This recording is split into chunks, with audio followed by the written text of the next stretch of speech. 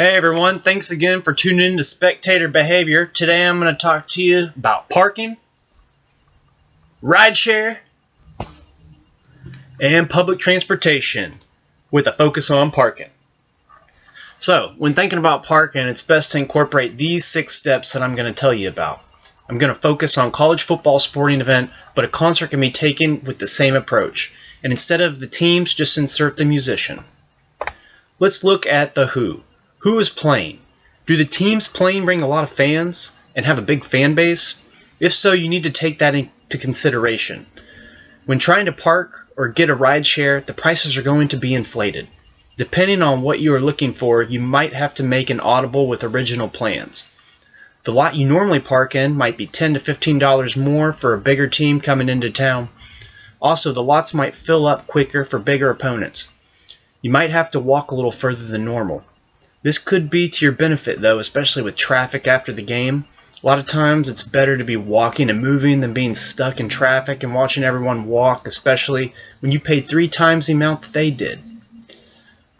Step number 2. What? Identify the type of game. Is this a conference game? Is this a rivalry game? Is this an FCS opponent? Normally the FCS games are a lot easier to park and get a ride share. Conference games can be more packed. A lot of times the prices for parking and surcharges for ride shares go up. Rivalry games are high demand to go to, and inflated prices are the norm for parking and ride shares.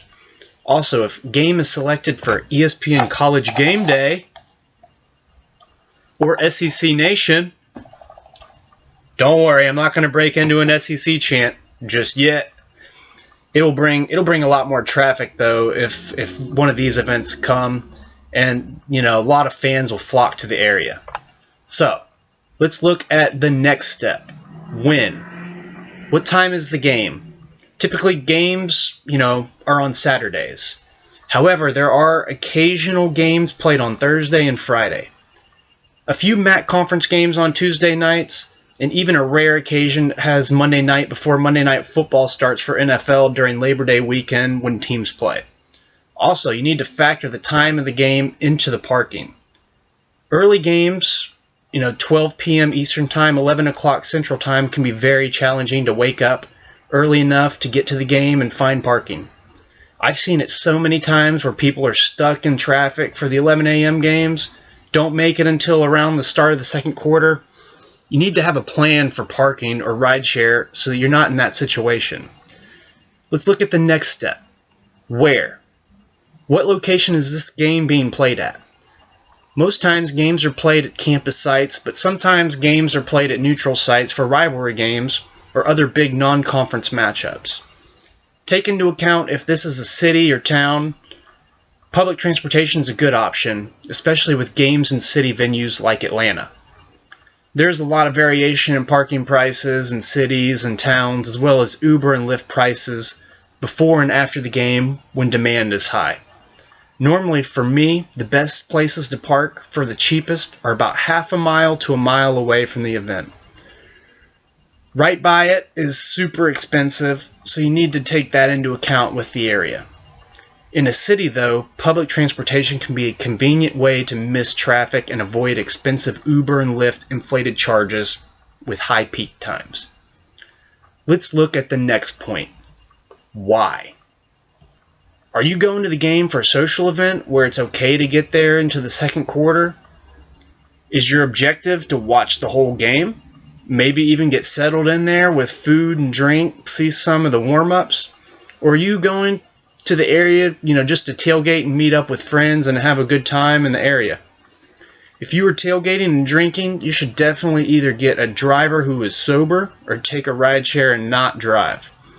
Just know that scheduling Ubers and Lyfts can be hectic and problematic, especially after big games.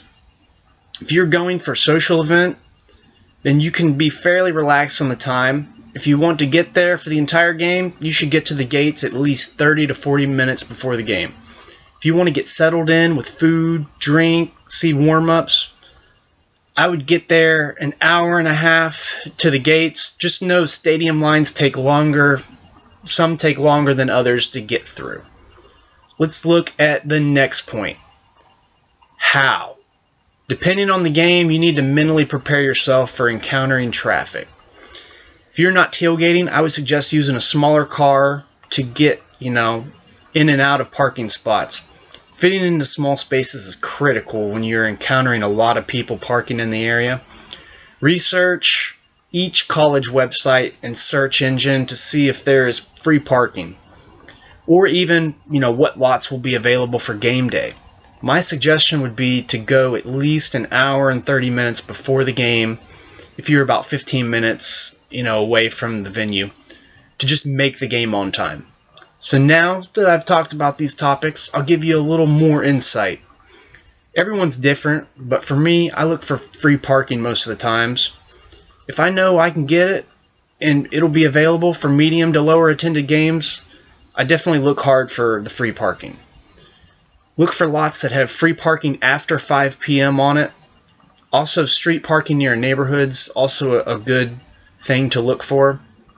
A lot of times, bigger games, schools and towns know how to eliminate free parking.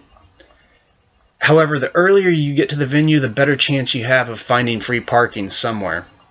The majority of places you can get a parking for around $15 or less. However, there have been games where $20 was the cheapest I could find, and I was just glad to be done with it. I paid $60 one time at the national championship game. I botched that. I was banking on there being cheaper options for parking, maybe around $30. That didn't happen, so I should have taken public transportation, but I like the car that that it was in the area, and if I needed to go back, that it'd be all right. But from my experience, Uber and Lyft varies from every city and town. A lot of it depends on how much traffic flow and event popularity when you actually schedule the Uber or Lyft. Some Uber rides can be 7 times as much as the normal price. The good thing is you will see what the price is before you confirm the UberX or Lyft. You can always just close out of the app without hitting confirm to cancel it. My advice would be to get to the event a little earlier and wait afterward, or find a place to eat. It can be busy, but it just depends.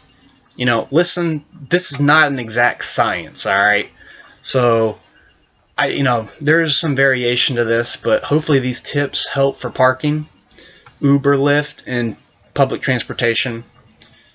So my question to y'all would be, what is the most you've ever seen for parking on game day in a random lot or just random area? I've seen $60 for an Alabama game. I've seen $80 for a Michigan game once.